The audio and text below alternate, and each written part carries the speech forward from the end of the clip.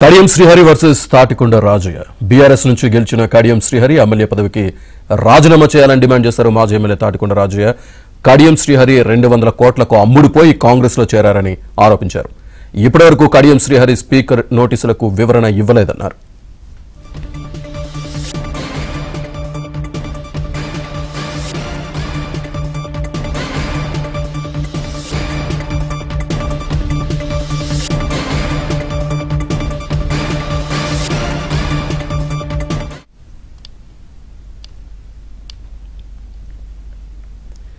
Kadiyam Srihari versus తాటికొండయ్య. BRS నుంచి గెలిచిన Kadiyam Srihari MLA పదవికి రాజీనామా చేయాలని డిమాండ్ చేశారు మాజీ ఎమ్మెల్యే తాటికొండ రాజయ్య.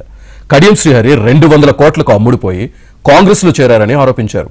ఇప్పటివరకు కడియం శ్రీహరి స్పీకర్ నోటీసులకు వివరణ ఇవ్వలేదన్నారు. ఎమ్మెల్యే కడియం శ్రీహరి సిగ్గు శరం లేకుండా ఈ రోజు వరకు ఎక్కడున్నాడో చెప్తలేడు, ఏ పార్టీలో ఉన్నాడో చెప్పలేడు.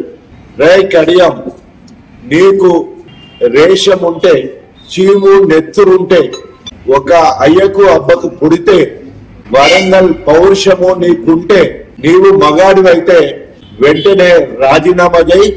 కాంగ్రెస్ కార్యకర్తలు రాజీనామా చేయమని చెప్పేసి అన్నా కూడా ఈ రోజు నువ్వు సిగ్గు శరం లేకుండా సొంత పార్టీలు రాజీనామా చేయమన్నా కూడా నిమ్మకు నీరెత్తినట్టుంటున్నావు. హెచ్చులు కొడతావు కదా, నేను టాల్ మ్యాన్ అని. మరి ఏమైంది నీ పౌరుషం? అరే ఆఖరికి పశువులు, గడ్డి తిన్న పశువులు, అన్నం తిన్న కుక్కలు విశ్వాసంతో పనిచేస్తాయి.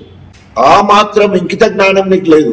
ఒకవేళ కనుక నువ్వు బీఆర్ఎస్ పార్టీలో ఉంటే ఒప్పుకో, ముక్కు నేలకు రాయి, కేసీఆర్ గారిని కలువు, తెలంగాణ భవన్కు రా. అరే నా నోటికాడి బుక్కను లాక్కున్నావు కదా, కాంగ్రెస్ పార్టీ ఇందిరా కంచాన్ని గుంజుకున్నావు కదా, నువ్వు నీకు పుట్టగతులు ఉండవు. నువ్వు నీ బిడ్డ కోసం కాంగ్రెస్ పార్టీలకు పోయినావు, నీ బిడ్డ భవిష్యత్తు కోసం పోయినావు, 200 కోట్లకు అమ్ముడు పోయినావు. జనగాం బీఆర్ఎస్ కార్యాలయంలో 6 నెలల్లో కాంగ్రెస్ పార్టీ కూలిపోద్దని మాట్లాడినోడే బేరం కుదిరిన తర్వాత ఆ ప్రభుత్వాన్ని కూలకుండా కాంగ్రెస్ లోకి పోయి రేవంత్ రెడ్డికి మద్దతు ఇవ్వడం జరిగింది. 64 దగ్గర ఉన్నాడు, 5 వస్తే కథనే ప్రభుత్వం కూలిపోతుందని మాట్లాడిండు. ఇటు రాకుండా ఈడే అటువైపు ప్రభుత్వానికి సపోర్ట్ ఇచ్చి ప్రభుత్వం